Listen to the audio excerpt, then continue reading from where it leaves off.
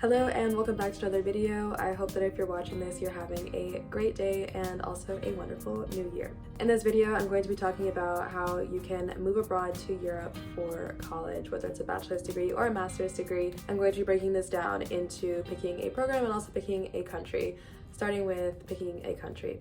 First of all, I'm going to give a really brief introduction of who I am if you don't know anything about my channel. So my name is Grace.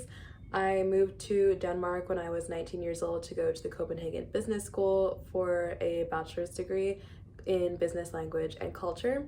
And I'm now 21. I've been living there for 2.5 years now, and I'm in my last semester, or I'm going to start my last semester very soon. So that's why I'm talking about all this stuff. I want to help other people learn how they can do something like this if it's something that they're interested in.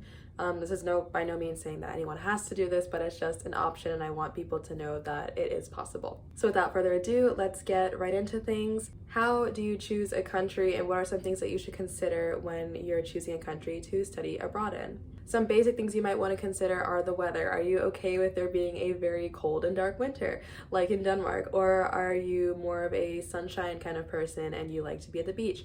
Also considering what kind of nature there is. If you are a beach person versus a mountains person, do you mind being in a landlocked country? If you're particular about food like I am, or if you have a special kind of diet, whether you're vegan, vegetarian, if you eat halal or kosher, are there those kinds of foods available? Is it difficult to find them? Are there international grocery stores if you have specific foods from your own culture that you want to be able to eat there? How open are the people? What are the people known to be like? If you're in Southern Europe, typically people are going to be a little bit more open and outgoing, versus in Northern Europe, especially in Scandinavia and the Nordic countries, you're more likely to find people, not everybody, but on average, that are a little bit more reserved and value privacy a little bit more. What language do they speak there, and do you know any of this language? Or if you don't know any of the language, are you willing to learn it? Or are you not really into learning languages and you want somewhere you can probably get by with English? Regardless, I would recommend that you learn some of the host country's language. I'm guessing it's probably a lot of Americans watching this. You can't get by everywhere with English, and even if you could, it's respectful to learn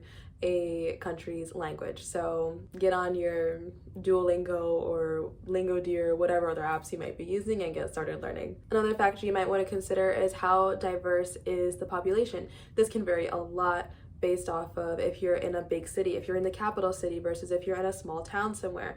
So also when you're looking at programs, check out where the specific university is located, because if you're in a small town in Denmark versus if you're in Copenhagen, people and the demographic and also just the culture could be quite different.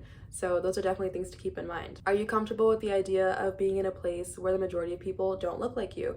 Or do you want a place that's more ethnically diverse? Looking at religious diversity, if you are whatever religion, are there going to be places where you feel comfortable spiritually? Are there places of worship for you? Is there a community of people from that religion that you would be able to connect with if that's something that you're interested in? If you have any kind of physical or mental disability, what is accessibility like in that country? Will you have access to those kinds of health services, or will you be able to get around easily? What are the options? On the topic of health, how accessible is healthcare in general? Do you have free national healthcare? And if so, what is actually included in that? For example, in Denmark, oftentimes you might have to pay the dentist out of pocket unless you have private insurance that covers that. So looking at those details of what will actually be covered in the unfortunate event that you could have some kind of health issue or an accident, you want to know what kind of support you're going to get and what costs you might be facing. Also relating to cost, what is the cost of living like in general?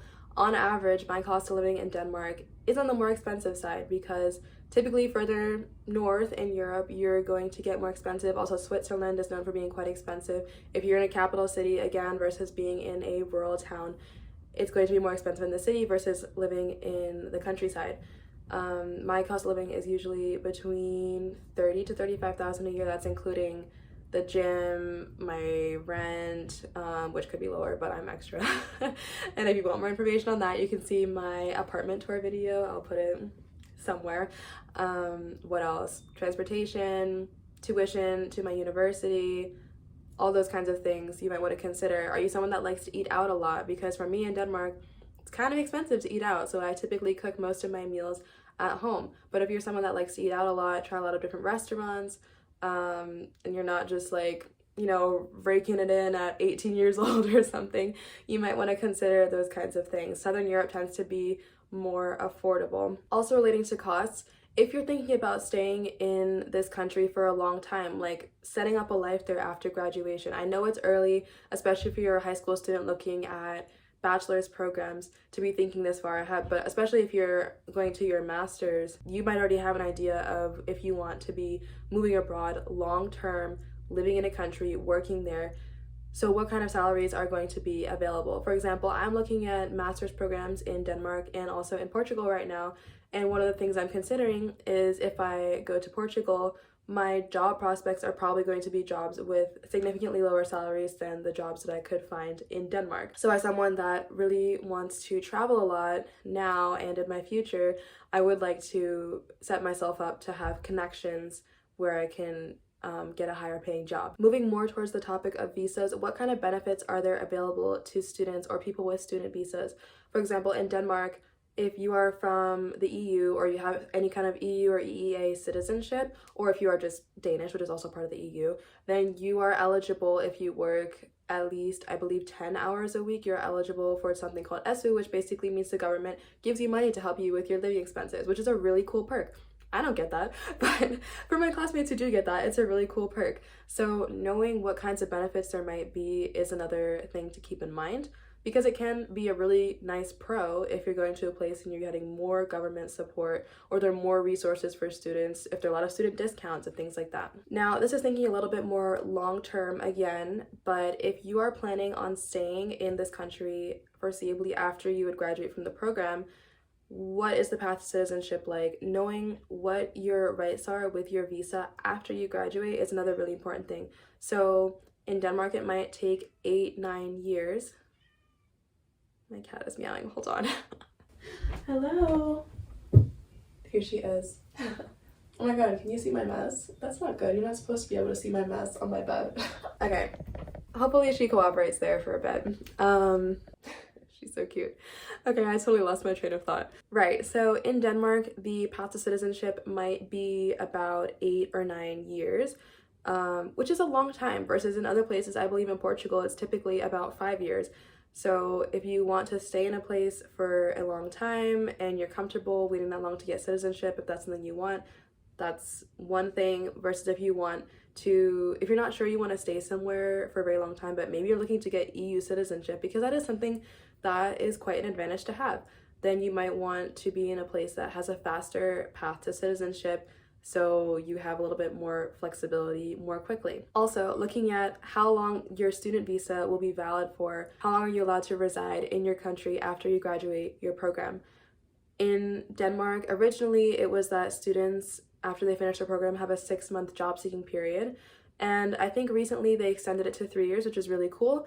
But if you're in a place where they're kicking you out after 2-3 months, I don't know how other countries are, but it is a good thing to look at, so you make sure you're not in a sticky situation where you don't know where to go or you have to rush and scramble to get everything together. She's going on the pillow.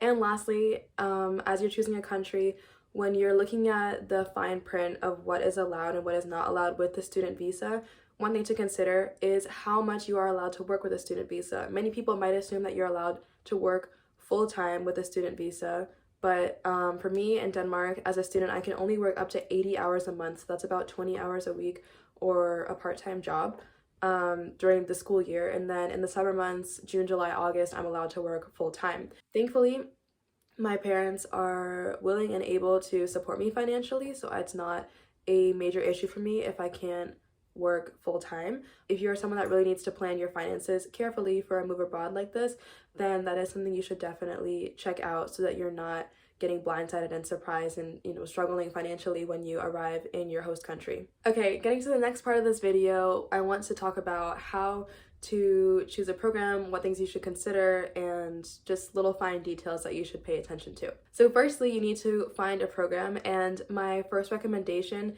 is to check out a site called study.eu. There are multiple websites that have portals where you can see, or like databases where you can see all these different kinds of programs in different places, but I feel like study.eu is a really good website. It's not an exhaustive list of every bachelor's program or every master's program that you can find in an EU country that is taught in English, but it is a really good resource. So if you're looking to study in English in an EU country, then I would definitely check them out. This is not a sponsorship or anything. I've just used this website many times. I'm using it right now also to look for master's programs. So I would really check it out and see what options there are. You can filter for what kind of major you want to study, the country, if it's a undergrad or graduate program, stuff like that. When you're looking at the types of programs that are available, something to keep in mind is that I believe typically in Europe, when you're applying to a program, you have to apply to a specific major. So in the US, usually you have some leeway. So you might apply to be an environmental engineer. I don't know if that's an actual thing, but let's say you're an environmental engineer and you can fairly easily switch around between other majors if you decide later on that you want to change your major a little bit, or you could even switch to another school in some cases, maybe doing some extra credits if it's in the same institution. But in Europe, typically what you do is you apply directly to a specific major in a university, and if you want to change majors, you would have to start over and apply for another program. So let's say I decided I wanted to study law and I got into a law program, but then I decided I wanted to study accounting. I would have to stop at the university, apply again, maybe to the same university, and then see if I could get into that program. And if not, then I would not be in a university education. So that's something to really think about. If you're very indecisive about what it is that you want to study, then you might want to consider taking a gap year if that's possible for you, or applying to a program that's more broad if possible, so that you can be content in your program.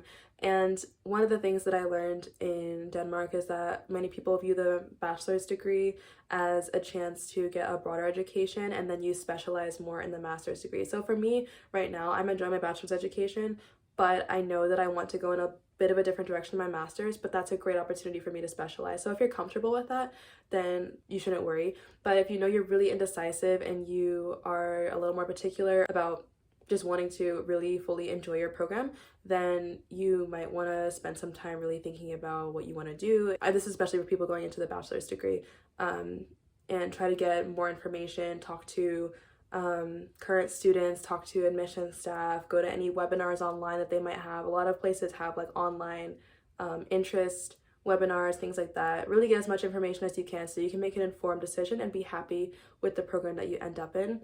Also, I recommend applying to multiple programs and maybe slightly different programs.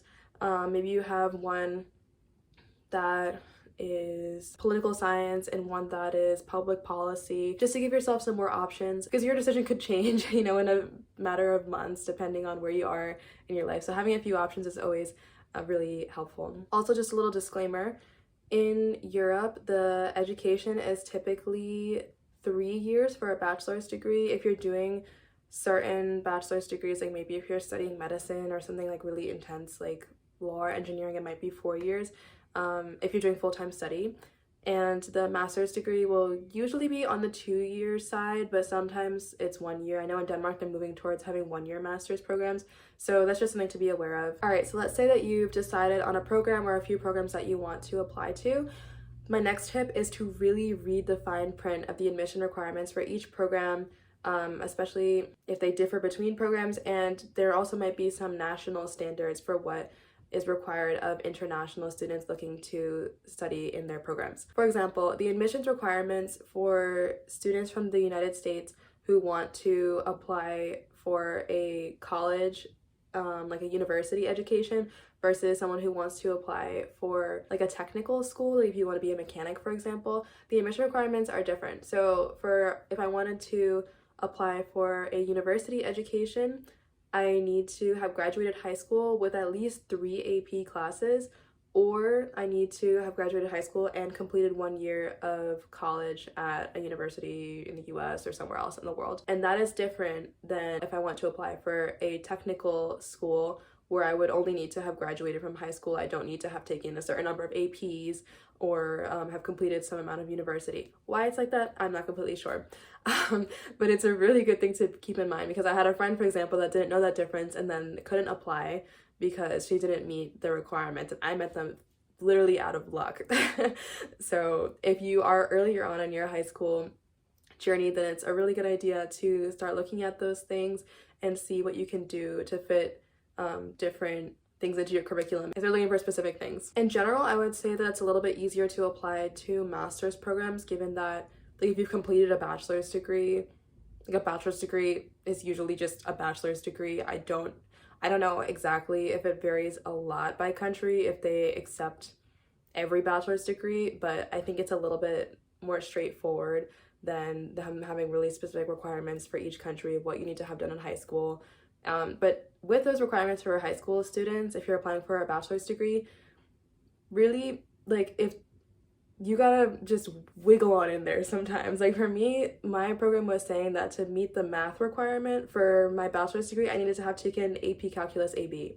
I had not taken AP Calculus AB, but I had taken a calculus course in high school. So I sent them my curriculum. I said, look, I know how to do derivatives and stuff. I promise I know what I need to know for this education, and I was able to get into the program. So if there are things like that where you're like, okay, I haven't taken that exact course, but I've taken one like it, see if you can just send in your curriculum from that specific course that might be in question and try to wiggle your way in. Okay, the last thing when you're looking at the fine details for a specific program is to check the application deadlines. And I don't just mean you find one deadline date and then you go with that. A lot of schools have a different deadline if you're a domestic student versus an international student, and they might even have a specific deadline for students that are from outside of the EU and EEA. So I would really look closely at those application deadlines and make sure that you're looking at the right one so that you don't end up missing out on a really cool program because you mixed up the application deadline. The last thing that I really think you should consider when you're looking at a university program is, of course, the cost. Generally speaking, most universities in Europe, with the exception of, I believe, the UK, are going to have lower tuitions than what you're used to seeing in the United States. In the US, people are going to be like 30,000, 40,000, 60,000, 70,000. Oh my gosh, if you're out of state, like, good luck. But for international students, my tuition, for example, depends on the exchange rate, but it's usually between 10 and 11,000 US dollars per year. I don't think it's ever been more than 12,000. I have to double check because I'm always looking at it in like Danish crowns and stuff. But check the tuition and also see if they have any opportunities for scholarships. Many universities do offer scholarships, especially merit scholarships for international students. So when you're filling out the application, really look closely, because sometimes it might be as simple as checking a box that says, yes, I want to be considered for merit scholarships, and then you might get one. For example, when I applied to university or to college, I applied to schools in Denmark, Sweden, and in Finland because I wanted to have a few different options. And one of the ones that I was accepted into in Finland offered to cover my entire tuition. So especially if cost is something that you're concerned about, really look and see what kinds of scholarship options that they might have. Before, when I was talking about school being less expensive in most of Europe except for the UK, I want to say the UK, possibly also Ireland, but I'm not sure. I haven't really looked at schools in Ireland. They typically tend to have quite expensive university costs. So, and I'm not sure if that's for domestic students as well, but at least for international students, it's quite comparable to going to an American university, which is a bummer because obviously there are going to be more English programs in the UK, Ireland. Lastly, this is more of just a disclaimer, but if you're applying for a bachelor's degree in English in Europe, typically there are going to be less options than if you're applying for a master's degree in English in Europe. Once you get to the master's level and beyond, it opens up a lot more. If you need to study in English, there are a lot more opportunities for master's programs. I think just because of like the language that a lot of the materials are written in, which is its own sort of kind of issue. If you're struggling to find a bachelor's program in a topic or subject area that you really like that's in English in Europe, it might also be worth waiting for the master's degree when there will be a lot more opportunities. Okay, fast forwarding to after you've been accepted into your different programs and you're looking to first of all decide which school you want to go to, and you're going to start doing all of the visa application steps. First of all, I would recommend going to visit the schools if you have the time and the resources, especially if they're in countries that you have not visited before. Because, for example, I had that full ride option in Finland, but when I went to visit the school, I was like, I don't really know if this is for me. The vibe just wasn't what I needed it to be in Finland. Nothing against Finland, but it just wasn't for me. So if you have the opportunity, I would definitely try to visit those places where you have your options so you can really get a full picture and make a more informed decision. And the absolute last thing that I want to say is pay attention to the details.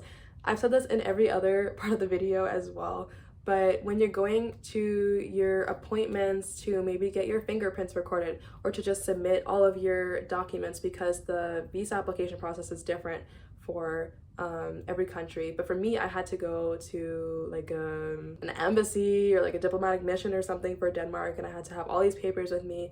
Check the fine print of what you need, because I forgot a document, and thank goodness they let me go to a nearby place and print it and come back, and didn't make me make a whole other appointment, because sometimes those appointments can take, they might be booked for the month already. You might have to wait until next month if you don't have something with you for your appointment. So check everything that you might need for an appointment or everything that you might need for a digital application. Make sure you have it all there so the application process can be as smooth and as easy as possible. I know it's a lot of work, these application processes, when you're sending in your income and sending in proof of your residence that you have right now and all those kinds of things, but it's going to pay off when you can get something done right the first time versus having to wait an additional month or couple of months because you didn't add something that was written there. All right, that is all for this video. If you made it to the end, thank you so much for watching. Hopefully I didn't bore you too much. I think I bored my cat because she's like fast asleep on the bed. But if you have any questions or other videos that you would like to see further clarifying some of these topics or just giving more information about moving abroad, let me know in the comment section. I will get back to you as soon as possible, and I really do take your feedback to heart. I hope you have a wonderful day, and I'll see you in the next video. Bye!